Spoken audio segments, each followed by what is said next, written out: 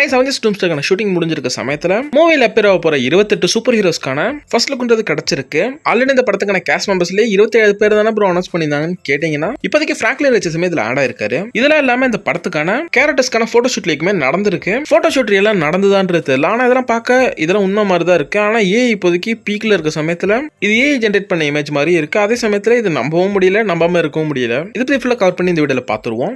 இந்த first look எங்கேருந்து கிடச்சதுன்னு கேட்டிங்கன்னா மூவியோட ஷூட்டிங் முடிஞ்சிருக்க சமயத்தில் க்ரூ மெம்பர்ஸுக்கு இந்த டூம்ஸ்டே படத்துக்கான சம் கிஃப்டா ஒரு சில பொருட்கள் மால் கொடுத்திருக்காங்க. பேக்ல தான் இந்த ஃபுல் ஃபர்ஸ்ட் லுக்குமே பிரிண்ட் பண்ணப்பட்டிருக்கு. ஒரு லேடி மேக்கப் ஆர்டிஸ்ட் இருந்தா இது ரிவீல் ஆயிருக்கு.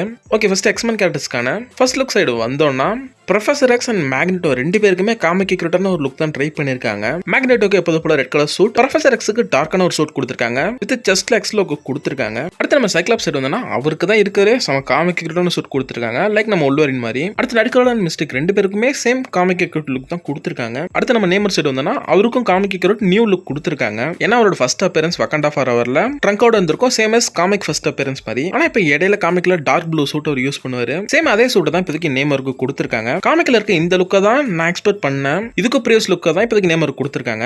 ஆல்ரெடி மார்வல் வக்கண்டா ஃபாரெவர்லயே எந்த லுக்கை கொடுக்கலாம்னு பல லுக்குக்கான கான்செப்ட் ஆர்ட் போட்டிருந்திருக்காங்க. இப்போ நீங்க இன்டர்நெட்ல சர்ச் பண்ணீங்கன்னா பல லுக் கிடைக்கும். அடுத்து நம்ம கேம்பிட்டோட லுக்கையும் பீஸ்டோட லுக்கையும் இந்த ரெண்டு லுக்கையுமே ப்ரீவியஸ் எம்சியூ படத்துல நம்ம பார்த்துட்டோம். த மார்வல்ஸோட போஸ்ட் கிரெடிட்ஸ்ல நம்ம பீஸ்டோட லுக்கை பார்த்தோம். அடுத்து நம்ம டெட்பூல் அண்ட் வூல்வரின்ல கேம்பிட்டோ லுக்கையும் பார்த்தோம். எனக்கு தெரிஞ்சவரை இந்த பீஸ்டோட யூனிவர்ஸ் தான் மெயின் எக்ஸ்மேன் யூனிவர்ஸ்னு இந்த படத்துல சொல்லுவாங்கன்னு நினைக்கிறேன். அங்கதான் இப்போதைக்கு மோனிகா ரொம்ப மாட்டிருக்காங்க.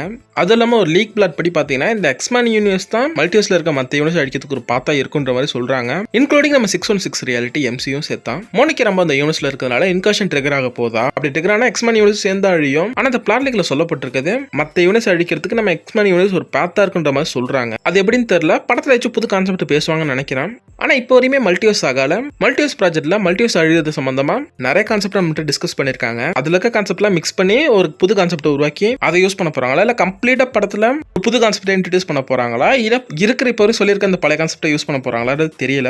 மோஸ்ட்லி மார்வல் ஆடியன்ஸ் குழப்ப விரும்ப மாட்டாங்க. எந்த ஒரு கான்செப்ட்டுமே ஈஸியா ஆடியன்ஸ் புரிஞ்சுக்கிற மாதிரி தான் அவங்க இப்போ வரையுமே படம் பண்ணிட்டு இருக்காங்க. வெயிட் பண்ணி பார்ப்போம் என்ன நடக்குதுன்ட்டு. அடுத்தபடி நம்ம ஃபேண்டாஸ்டிக் ஃபோர் சைடு வந்தோம்னா சூஸ்டாம்க்கும் ஜானிக்கு மட்டும் புது சூட் கொடுத்துருக்காங்க. நம்ம பென்னுக்கும் ரீடுக்கும் சேம் பழைய சூட் தான். என்ன எக்ஸ்ட்ராவா ரீடுக்கு லேப் கோட் ஆட் பண்ணிருக்காங்க. என்னதான் சூஸ்டாம்க்கும் ஜானிக்கும் புது சூட்னு சொன்னாலும் சேம் பழைய கலர் பேட்டர்ல புது சூட் ரெடி பண்ணிருக்காங்க. அடுத்து இந்த என்டையர் குரூலுமே 28வது மெம்பரா ஆட் ஆயிருக்குது. நம்ம ஃப்ராங்க்லின் நார்மலா ஒரு ட்ரெஸ் கொடுத்துருக்காங்க அவருக்கு. சேம் அதுவே ஃபேண்டாஸ்டிக் ஃபோர் கலர் பேட்டர்ல தான் இருக்கு. ஃப்ராங்க்லினுக்கு இந்த படத்துல என்ன மாதிரியான ஒரு ரோல் இருக்க போகுதுன்னு தெரியல. சொல்லப்போனால் எந்த அளவுக்கு இம்பார்ட்டண்டா இருக்க போகுதுன்னு தெரியல.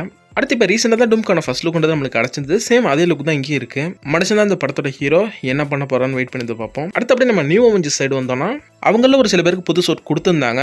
எங்கன்னா தண்டர்போல்ட்ஸ் படத்தோட போஸ்ட் கிரெடிட் சீன்ல ஆல்ரெடி நம்ம அங்கே பார்த்தது தான் இங்கேயும் காமிக்கிறாங்க. அதில் சென்ட்ரியோட சூட் தான் எப்படி ரிட்டர்ன் வந்துச்சுன்னு தெரியல. ஏன்னா படத்தில் சென்ட்ரிலேருந்து வாய்டா கன்வெர்ட் ஆகி வாய்ட்லேருந்து பாபா படத்தோட ஃபினாலில் கன்வெர்ட் ஆகும்போது இந்த சென்ட்ரியோட அந்த புது சூட்ன்றது காணாவே போயிருக்கும். இங்கே எப்படி திருப்பி வந்துச்சுன்னு தெரியல. அவரோட புது சூட் தச்சிருப்பாங்கன்னு நினைக்கிறேன். ஆனால் சென்ட்ரியோட சூட் எல்லோ அண்ட் ப்ளூ வைப்ரேனத்தால ரெடி பண்ணப்பட்டது. திருப்பி இந்த சூட் ரெடி பண்ணுறதுக்கு வேலண்டைன் தான் ஹெல்ப் பண்ணணும்னு நினைக்கிறேன். முதல்ல அவங்களுக்கு எங்கேருந்து வைப்ரேனியம் கிடைச்சுன்னு தெரியல. அவங்க ஆல்ரெடி வைப்ரேனியத்தை தேடிட்டு தான் இருந்தாங்க. அடுத்தபடியே நம்ம அஞ்சு சைடு வந்தோம்னா Captain America, Falcon, Antman, Shang Chi, Loki, Black Panther இவங்க எல்லாருக்குமே லாஸ்ட் அப்பரன்ஸ்ல என்ன புது சூட் போட்டிருந்தாங்களோ சேம் அதே சூட் தான் இங்கேயுமே காமிச்சிருக்காங்க. இந்த சூட்ல போய் முதல்ல சண்டை போட்டு கிழிச்சிருவாங்கன்னு சொல்லிட்டாங்க போல. மோஸ்ட்லி ஒரு படத்துல இருந்து ஹீரோஸ் அடுத்த படத்துக்கு வரும்போது நியூ சூட்டோட தான் வருவாங்க. ஏன் மால் புது சூட் கொடுப்பாங்கன்னா அதை வச்சு அவங்க டாய் விற்பாங்க. அந்த டாய் சேல்ஸ்ல மிகப்பெரிய வருமானமே இருக்கு. ஆனா எதுக்கு இந்த படத்துல நிறைய கேரக்டர்ஸ்க்கு திருப்பி பழைய சூட்டே கொடுத்துருக்காங்கன்னு தெரியல. டாய் சேல்ஸை நோக்கி இந்த ஒரு பிளானும் இல்லையா என்னன்னு தெரியல. உங்களுக்கு தெரிஞ்ச கமெண்ட்ல சொல்லுங்க. இதுல ஹிம்பாக்குக்கு மட்டும் புது சூட் கொடுத்துருக்காங்கன்னு நினைக்கிறேன். அவர் புது ட்ரெஸ் வேர் பண்ணிருக்க மாதிரி தான் தெரியுது. அடுத்து நம்ம தோர் திருப்பி இன்ஃபினிட்டர் லுக்கு எடுத்துட்டு வந்திருக்காங்க. ஹேர் எல்லாம் கட் பண்ணி திருப்பி பிளாக் சூட் கொடுத்து திருப்பி அந்த பங்கமான லுக்கு கொண்டு வந்திருக்காங்க. எனக்கு அந்த லுக் பிடிக்கும். தரமான ஒரு லுக் இது. இந்த பிளாக் சூட் இன்ஃபினிட்டர்ல அந்த பிளாக் சூட்னு கேட்டீங்கன்னா இருக்காது. அந்த சூட் நெக்கெல்லாம் கவர் பண்ணும். இந்த சூட் ஒன்றும் பார்க்க அப்படி தெரியல. இது புது சூட்டா தான் இருக்கணும். செஸ்ட்ல இருக்க அந்த சர்க்கிள்ஸ் எல்லாம் கோல்டன் கலர்ல இருக்குதுல. ஓவரால் இதோட ஃபர்ஸ்ட் லுக்ஸ் எல்லாம் முடியுது. அப்படியே அந்த போட்டோ ஷூட் சைடு வந்தோம்னா இதுல செட்ல மேக்கப் போறப்ப எடுத்த போட்டோவும் இருக்கு. தனியா போட்டோ ஷூட் நடத்தின மாதிரி போட்டோஸ் இருக்கு. மேக்னெட்டோட லுக்கை நம்ப முடியல. அது இல்லாம அவரோட சூட் ஆண்ட்மேனோட சூட் மாதிரி இருக்கு. அடுத்து டூமோட லுக்குமே ஜென்ரேட் லுக் மாதிரி தான் இருக்கு. இந்த மாதிரி இந்த படத்தோட ஷூட்டிங் ஸ்டார்ட் ஆன சமயத்துல இருந்து இப்போ வரையும் பல லுக் நம்ம பார்த்துட்டு இருக்கோம். இதுல ஓரளவுக்கு நம்புற மாதிரியா இருக்கிற லுக் வந்து நம்ம பிளாக் பேந்தர் அண்ட் சைக்ளாப்ஸோட லுக் தான் ரியல் மாதிரி இருக்கு. இந்த பிக்சலா ரியலா இல்ல ஜென்ரேட்டடான்றத உங்களோட கருத்தை மறக்காம கமெண்ட்ல சொல்லிட்டு போங்க.